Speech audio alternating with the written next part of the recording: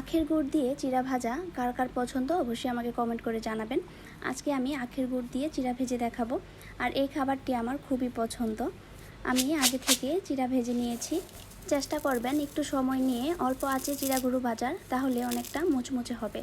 দেখতেই পাচ্ছেন আমার চিড়াগুলো কতটা মুচমুচে হয়েছে। প্রথমে আখের গুড় দিয়ে দেব, এর মধ্যে 3টি এলাচ আর সামান্য পরিমাণ পানি দিয়ে একটি শিরা তৈরি করে নেব। খেয়াল রাখতে হবে শিরাটা যেন বেশি ঘন না হয়, কারণ শিরা ঘন হয়ে গেলে চিড়াগুলো একটার সাথে আরেকটা আটকে যাবে আর চিড়াগুলো ঝরঝরে থাকবে না। কয়েকটি বলক আসার পর চামচ দিয়ে শিরাটাকে তুলে নিচে ফেললে একটু সময় নেবে পড়তে। এই অবস্থায় চুলাটা অফ করে দেব।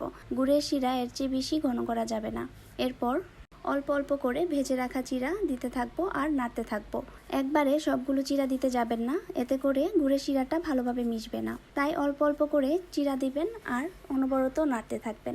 এভাবে অনবরত নাড়ার ফলে চিড়াগুলো ঝরঝরে হয়ে যাবে আর গুড়ের শিরাটাও খুব ভালোভাবে চিড়ার সাথে মিশে যাবে। দেখেই বুঝতে পারছেন আমি এই কাজটি কিভাবে করেছি। এই পর্যায়ে ভালোভাবে ঠান্ডা করে একটি বক্সে ভরে অনেক দিন পর্যন্ত সংরক্ষণ করতে পারবেন। দেখতেই পাচ্ছেন চিড়াগুলো কতটা ঝরঝরে হয়েছে। বাসায় একবার হলেও আখের গুড় দিয়ে এই চিড়া ভাজা ট্রাই করবেন, আর কেমন লেগেছে তা অবশ্যই আমার সাথে শেয়ার করবেন। আল্লাহ হাফেজ।